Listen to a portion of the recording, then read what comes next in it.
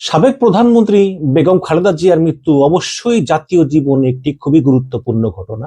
স্বভাবতই সেই গুরুত্বপূর্ণ ঘটনার ফাঁকে আরেকটি বিষয় চাপা পড়ে গিয়েছে। সেটা হচ্ছে যে ভারতে নিযুক্ত বাংলাদেশের হাইকমিশনার রিয়াজ হামিদুল্লাহকে ভারতের রাজধানী দিল্লি থেকে উড়িয়ে এনে পররাষ্ট্র মন্ত্রণালয়ে রুদ্ধদ্বার বৈঠক করেছেন নিরাপত্তা উপদেষ্টা খলিলুর রহমান এবং পররাষ্ট্র উপদেষ্টা তৌহিদ হোসেন, এবং সেই বৈঠকের স্থায়িত্বকাল ছিল ৪৫ মিনিট। এখন এমন এক সময় এই বৈঠক যখন ভারতের সঙ্গে বাংলাদেশের সম্পর্ক একদম তলানিতে এবং এক দেশ আরেক দেশের বিরুদ্ধে বিবৃতি পর্যন্ত দিচ্ছে এবং এক দেশ আরেক দেশের হাইকমিশনারকে তলব পর্যন্ত করতেছে। এখন প্রশ্ন হচ্ছে যে ভারতের সঙ্গে বাংলাদেশ সম্পর্ক কি এতই খারাপ যে একেবারে জরুরি ভিত্তিতে হাইকমিশনারকে উড়িয়ে এনে রুদ্ধদ্বার বৈঠক করতে হলো? আমি সে বিষয়ে আসব। তার আগে একটু সংক্ষেপে প্রথম আলো থেকে পড়ে শোনাই, তারপরে বিশ্লেষণ করব। এখানে লিখেছে যে ভারতের সঙ্গে সম্পর্কের সর্বশেষ পরিস্থিতি নিয়ে মঙ্গলবার দিল্লিতে নিযুক্ত বাংলাদেশের হাইকমিশনার এম রিয়াজ হামিদুল্লাহর সঙ্গে আলোচনা করেছেন পররাষ্ট্র উপদেষ্টা মোহাম্মদ তৌহিদ হোসেন এবং জাতীয় নিরাপত্তা উপদেষ্টা খলিলুর রহমান। সকালে পররাষ্ট্র মন্ত্রণালয়ে অনুষ্ঠিত প্রায় ৪৫ মিনিটের ওই আলোচনায় তাদের সঙ্গে এক পর্যায়ে যুক্ত হয়েছেন পররাষ্ট্র সচিব আসাদ আলম সিয়াম।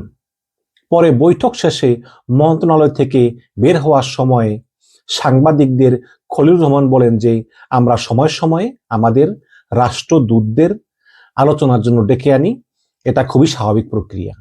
এটা স্বাভাবিক প্রক্রিয়া না। দিল্লিতে নিযুক্ত বাংলাদেশের হাইকমিশনারকে ফেরত আনা হয়েছে কিনা জানতে চাইলে খলিলুর রহমান বলেন যে আমরা হাইকমিশনার এম রিয়াজ হামিদুল্লাহকে ফেরত আনিনি। প্রসঙ্গত, দ্বিপাক্ষিক সম্পর্কের সাম্প্রতিক উত্তেজনাকর পরিস্থিতিতে দিল্লিতে নিযুক্ত বাংলাদেশের হাইকমিশনার এম রিয়াজ হামিদুল্লাহকে জরুরি ভিত্তিতে গত সোমবার দুপুরে ঢাকায় ডেকে পাঠানো হয়। জরুরি ভিত্তিতে সেই বার্তা পেয়ে সোমবার রাতেই ঢাকায় আসেন রিয়াজ হামিদুল্লাহ এবং এরই অংশ হিসাবে তিনি মঙ্গলবার পররাষ্ট্র উপদেষ্টা ও জাতীয় নিরাপত্তা উপদেষ্টার পাশাপাশি পররাষ্ট্র সচিবের সঙ্গে দুই দেশের সম্পর্কের বিষয়ে কথা বলেছেন এবং ভারতের সর্বশেষ পরিস্থিতি নিয়ে দুই উপদেষ্টা তার কাছে নানা বিষয় জানতে চেয়েছেন। প্রায় ২ সপ্তাহ ধরে বাংলাদেশ ও ভারতের সম্পর্কে উত্তেজনা চলছে এবং বাংলাদেশের সংখ্যালঘু পরিস্থিতি নিয়ে বিভ্রান্তিকর তথ্য ছড়াচ্ছে ভারতের বিভিন্ন মহল। এর জের ধরে ভারতে বাংলাদেশের মিশনগুলো ঘিরে হিন্দুত্ববাদী সংগঠনগুলোর বিক্ষোভ চলতেছে। নিরাপত্তা পরিস্থিতি বিবেচনায় নিয়ে দিল্লি, আগরতলা ও মুম্বাই মিশনে ভিসা সেবা বন্ধ করে দেয় বাংলাদেশ। পরে মুম্বাই মিশনের ভিসা সেবা পুনরায় চালু হয়েছে এবং এরই মধ্যে ২৩শে ডিসেম্বর ইতিহাসে প্রথমবারের মতো দুই দেশের হাইকমিশনারদের পাল্টাপাল্টি তলবের ঘটনাও ঘটেছে। এবং এরই মধ্যে শুক্রবার ভারতের পররাষ্ট্র মন্ত্রণালয়ের সাপ্তাহিক ব্রিফিংয়ে মুখপাত্র রণধীর জয়সওয়াল বলেন যে বাংলাদেশে সংখ্যালঘু পরিস্থিতি নিয়ে ২৯০০ সহিংসতার অভিযোগ তোলেন, যে বাংলাদেশে ২৯০০ হিন্দুর বিরুদ্ধে সহিংসতা হয়েছে।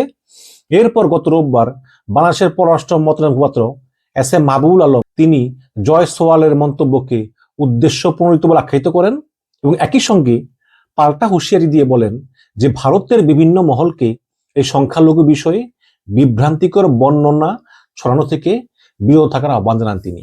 এবং শুধু তাই না, গত ৩ দিন আগে বাংলাদেশ সরকার পাল্টা বিবৃতি দিয়েছে যে ভারতে যেভাবে মুসলমান সংখ্যালঘুদেরকে নির্যাতন করা হচ্ছে তাতে আমরা গভীরভাবে উদ্বিগ্ন এবং এই প্রথমবারের মতো ভারত বাংলাদেশে সংখ্যালঘু নির্যাতন টুকটাক হয়, এটা অস্বীকার করার কিছু নাই, কিন্তু ভারতে দিনের পর দিন এত মুসলমানদের উপর নির্যাতন করা হয় এই বিষয়ে কিন্তু তারা কিচ্ছু বলে না, চুপচাপ। আর বাংলাদেশে একটা হলে তখন ঝাঁপিয়ে পড়ে এবং সরকারের পক্ষ থেকে বিবৃতি দেওয়া হয় বাংলাদেশে সংখ্যালঘু নির্যাতন হচ্ছে, হিন্দু নির্যাতন হচ্ছে। কিন্তু এই প্রথমবারের মতো বাংলাদেশ সরকারও পাল্টাপাল্টি ভাবে ভারতে মুসলিম নির্যাতনের বিষয়ে গভীর উদ্বেগ প্রকাশ করেছে এবং আন্তর্জাতিক মহলকে হস্তক্ষেপের আহ্বান জানিয়েছে, যেটা কিন্তু ভারত কোনোভাবেই ভালোভাবে নেয়নি। এখন বলতে পারেন যে ভারত তো এগুলো করে, আরে ভাই, ভারত তো বড় দেশ, শক্তিশালী, কাজে ভারত মনে করে যেটা আমাদের অধিকার। বাংলাদেশ ছোট দেশ, তার চুপ করে থাকবে। তো এই যখন অবস্থা, তখন রিয়াজ হামিদুল্লাহকে উড়িয়ে এনে আলোচনার টেবিলে বসালো। কিন্তু প্রশ্ন হচ্ছে যে এই আলোচনাটা আসলে কেমন আলোচনা, যেটার জন্য পররাষ্ট্র উপদেষ্টা তৌহিদ হোসেন এবং নিরাপত্তা উপদেষ্টা খলিলুর রহমান দুইজন একসঙ্গে বসেছেন। পররাষ্ট্র উপদেষ্টা বসলেই তো হতো, তাই? এবং আপনারা এও জানেন যে নিরাপত্তা উপদেষ্টা খলিলুর রহমান এবং পররাষ্ট্র উপদেষ্টা তৌহিদ হোসেন এই দুজনের মধ্যে সম্পর্ক কিন্তু ভালো না, তারা একজন আরেকজনকে পছন্দ করে না। কিন্তু এমন কি হলো যে এই দুইজন একসঙ্গে বসে হাইকমিশনার রিয়াজ হামিদুল্লাহর সঙ্গে 45 মিনিট মিটিং করলেন। দেখুন, রিয়াজ হামিদুল্লাহ কিন্তু খুবই একজন পেশাদার হাইকমিশনার। তিনি কিন্তু খুব ভালোভাবে চেষ্টা করতেছেন ভারতের সঙ্গে সম্পর্ক সহজ করার জন্য। তিনি ইউনুসকে বলেছেন আম পাঠাও। তিনি পশ্চিমবঙ্গের মুখ্যমন্ত্রী মমতা বন্দ্যোপাধ্যায়, আসামের মুখ্যমন্ত্রী, ত্রিপুরার মুখ্যমন্ত্রী, মিজোরামের মুখ্যমন্ত্রী, এমনকি উত্তরপ্রদেশের মুখ্যমন্ত্রী, এদের সঙ্গেও তিনি বৈঠক করেছেন, সম্পর্ক উন্নয়নের জন্য আম পাঠিয়েছেন। এমনকি শুধু মুখ্যমন্ত্রীকেই না, তিনি সাংবাদিক সমাজকেও আম পাঠিয়েছেন, একটা ভালো সম্পর্ক রাখার চেষ্টা করতেছেন। সুতরাং রিয়াজ হামিদুল্লাহর বিরুদ্ধে ব্যক্তিগতভাবে ভারতের কোনো অভিযোগ নাই, ভারত তার কর্মকাণ্ডের প্রতি সন্তুষ্ট। কিন্তু ওভারঅল বাংলাদেশ সরকারের সঙ্গে ভারত সরকারের একটা সম্পর্ক খারাপ চলতেছে। এবং এই দীপু চন্দ্র দাসকে যখন ময়মনসিংহে মেরে ফেলা হলো, তারপর থেকে সম্পর্ক একদম আরো তলানিতে গিয়ে ঠেকেছে। কিন্তু এত কিছুর পরেও একটা প্রশ্ন জাগে যে একেবারে রিয়াজ হামিদুল্লাহকে উড়িয়ে এনে কেন এইভাবে একটা গোপন বৈঠক করতে হলো 45 মিনিট, যেখানে বর্তমান সরকারের খুবই গুরুত্বপূর্ণ ব্যক্তি খলিলুর রহমান, যাকে বলা হয় ডিফ্যাক্টো প্রধান উপদেষ্টা, তিনি ছিলেন এবং পররাষ্ট্র উপদেষ্টা তৌহিদ হোসেন ছিলেন। ওরা সন্দেহ করেছে হচ্ছে কি যে হাদির হত্যাকারী, এই হাদির হত্যাকারী ফয়সাল করিম এবং মোহাম্মদ আলমগীর শেখ তারা ভারতে পালিয়ে গিয়েছেন ময়মনসিংহ সীমান্ত দিয়ে, এটা মোটামুটি প্রমাণিত।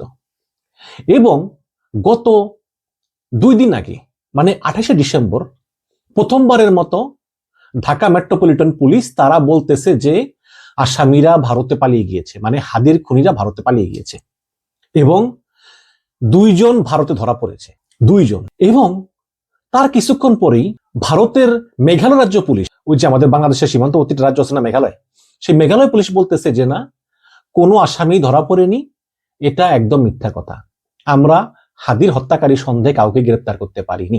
এবং এর ঠিক 2 দিন পরে মধ্যরাতে অনুসন্ধানী সাংবাদিক জুলকারনাইন সায়ের স্বামী, যাকে আমরা জানি যে তিনি অনুসন্ধান করেন এবং তিনি কোনো মিথ্যা তথ্য দেন না, তিনি তার ফেসবুকে লিখেন যে কলকাতার যে অ্যান্টি টেরোরিজম পুলিশ তারা রাতভর অভিযান চালিয়ে হাদির হত্যার সঙ্গে সংশ্লিষ্ট 5 জনকে গ্রেপ্তার করেছে, ইনক্লুডিং জাহাঙ্গীর কবির নানকের পিএস।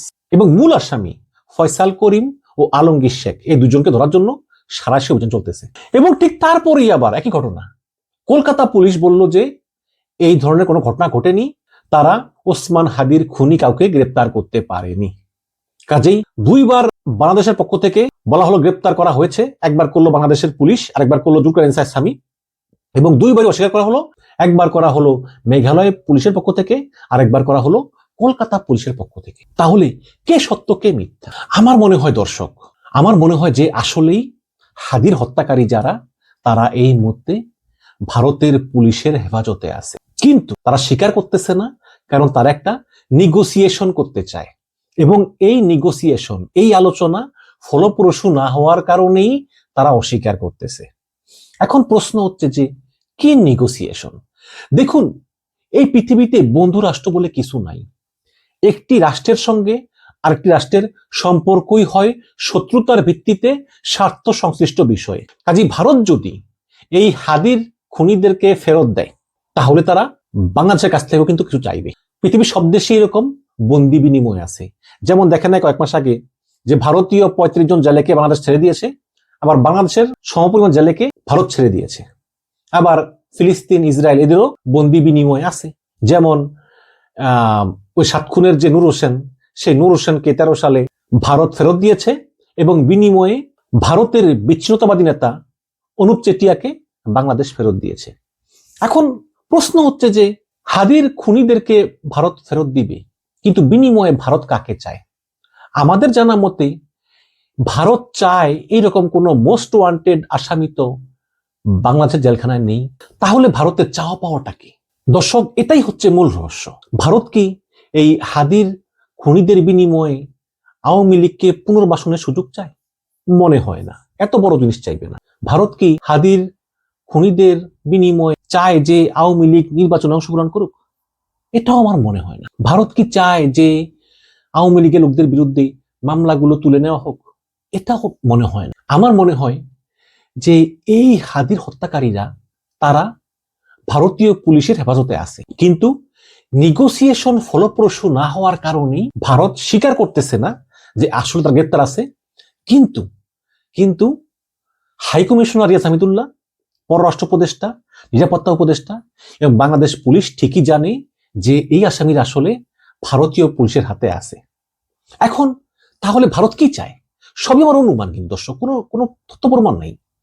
আমার মনে হয় যে ভারত পার্টিকুলার কিছু আলেমকে ইসলামিক জঙ্গি বলে সংজ্ঞায়িত করে ভারত চায় তাদেরকে বাংলাদেশ গ্রেপ্তার করে আইনের মুখামুখি আনুক, কারণ ভারত মনে করে যে তারা আসলে ভারতীয় নিরাপত্তার জন্য হুমকি। ওই দেখলেন না ওই দিন কোথায় যেন একটা মাদ্রাসায় বোমা বানানোর সময় মানে বোমা বাস্ট একদম বিল্ডিং সৌরে গিয়েছে। তো এরকম বিভিন্ন বিষয় আছে। বাংলাদেশের অধিকাংশ আলেমই শান্তি পরায়ণ, বাট কিছু তো অন্য চিন্তা ভাবনা লোকও আছে। তো এই কারণে আমার মনে হয় যে এমন একটা নেগোসিয়েশন চলতেছে। তা না হলে পরপর দুইবার বাংলাদেশের পক্ষ থেকে বলা হলো যে হাদির হত্যাকারীরা গ্রেপ্তার হয়েছে, ভারতের পক্ষ থেকে অস্বীকার করা হলো। কেন এরকম হচ্ছে? নিশ্চয়ই এর ভিতরে কিছু একটা আছে। এর বাইরে তো আমি এছাড়া আর কোনো কারণ দেখি না। কারণ ভারতের সঙ্গে বাংলাদেশের সম্পর্ক খুবই খারাপ, এটা আগে থেকেই। এটা ইউনূস সরকার আসার পরে কিন্তু ভারতের সঙ্গে সম্পর্ক খারাপ, এবং বর্তমানে এটা খুব একটা খারাপ পরিস্থিতিতে গেছে, কোনো সন্দেহ নাই। আরেকটি বিষয় আমার কাছে খটকা লাগছে, সেটা হচ্ছে কি, যে মনে করেন ওসমান হাদি মারা গেছে, ওসমান হাদি বাংলাদেশি, আমরা বাংলাদেশিরা ওসমান হাদির হত্যার বিচার চাইব এবং ভারতকে বলবো যে ফেরত দাও, তোমার দেশে পালিয়ে গিয়েছে, খোঁজো। এটা স্বাভাবিক। কিন্তু এর সঙ্গে যুক্ত হয়েছে খালিস্তানের বিদ্রোহী শিখ নেতারা, যারা কিনা ভারতকে দুইটা ভাগ করে একটা ভাগ হবে হিন্দুস্তান, আরেকটা ভাগ হবে খালিস্তান, এইটা চায়। এদেরকে বলা হয় খালিস্তিনিপন্থী স্বাধীনতাকামী, এবং এদেরকে ভারত সরকার প্রচন্ড ঘৃণা করে এবং ভারত সরকার চায় এদেরকে দমন করতে। গত 2 বছর আগে কানাডাতে এই খালিস্তানপন্থী শিখ নেতা হরদীপ সিং নির্ঝার তিনি খুন হন, এবং পরে প্রমাণ হয় যে ভারতীয় গোয়েন্দা সংস্থা রয় তাকে শেষ করেছে। এবং তার পরের বছরই আমেরিকাতে সে একই খালিস্তানপন্থী স্বাধীনতাকামী নেতা গুরুপন্ত সিং পান্নু, তাকে গুলি করা হয়, কিন্তু ভাগ্যক্রমে তিনি বেঁচে যান। এবং এখানেও ইনভেস্টিগেশন করে দেখা হয় যে ভারতীয় গোয়েন্দা সংস্থা রয় তাকে হত্যার জন্য নিখিল মিশ্রা নামে একটা লোককে ভাড়া করেছিল। তো সেই গুরুপন্ত সিং পান্নুর নেতৃত্বে বিভিন্ন দেশে ভারতীয় দূতাবাসের সামনে এই ওসমান হাদি হত্যার বিচার চাওয়া হচ্ছে, এবং এই ওসমান হাদির হত্যাকারীদেরকে ফেরত চেয়ে বিভিন্ন দেশে দেশে ভারতীয় দূতাবাসের সামনে বিক্ষোভ করতেছে এই খালিস্তানিপন্থী শিখ গ্রুপটা। কিন্তু ওসমান হাদি বাংলাদেশি মুসলমান, তারা হচ্ছে অন্য দেশের শিখ, তাদের এই ইন্টারেস্ট এখানে কেন? এখানেই ভারত সরকার মনে করতেছে যে হয়তোবা বাংলাদেশের ভিতরে কোন একটা গোষ্ঠী থেকে বা সরকারের কাছ থেকে ইন্ধন পেয়ে এই খালিস্তানপন্থী শিখ গ্রুপগুলা তারা এরকম বিক্ষোভ করতেছে বিভিন্ন দেশের ভারতীয় দূতাবাসের সামনে। আর তা না হলে তো শিখদের তো এই হাদির মৃত্যুর বিচার চাওয়ার জন্য বিক্ষোভ করার কথা নয়। কোথায় তারা, কোথায়, আর এখানে হাদি কোথায়? কাজে এই বিষয়টা ভারত পুরাপুরি সন্দেহের চোখে দেখে। কারণ এই খালিস্তানিদেরকে কিন্তু ভারত সরকার প্রচন্ড ঘৃণা করে, কারণ ভারত মনে করে যে এই খালিস্তানপন্থী শিখরা ভারতের সার্বভৌমত্বের জন্য হুমকি। শুধু কি তাই, এই শিখ নেতা গুরুপন্ত সিং পান্নু, যিনি ঘোষণা করেছেন যে হাদির হত্যাকারীদেরকে ধরিতে পারলে তাকে তিনি সম্ভবত 50 থেকে না জানি 55 লাখ টাকা তিনি যে ধরিয়ে দিবে তাকে পুরস্কার দিবেন। কাজে এতে কিন্তু ভারতের সন্দেহ আরো বেড়ে গেল। তাহলে আমি মনে করি যে এই যে হঠাৎ করে হাইকমিশনার রিয়াজ হামিদুল্লাহকে জরুরি ভিত্তিতে তলব করে পররাষ্ট্র মন্ত্রণালয় আনলো, এর সঙ্গে আসলে 3টা কারণ থাকতে পারে।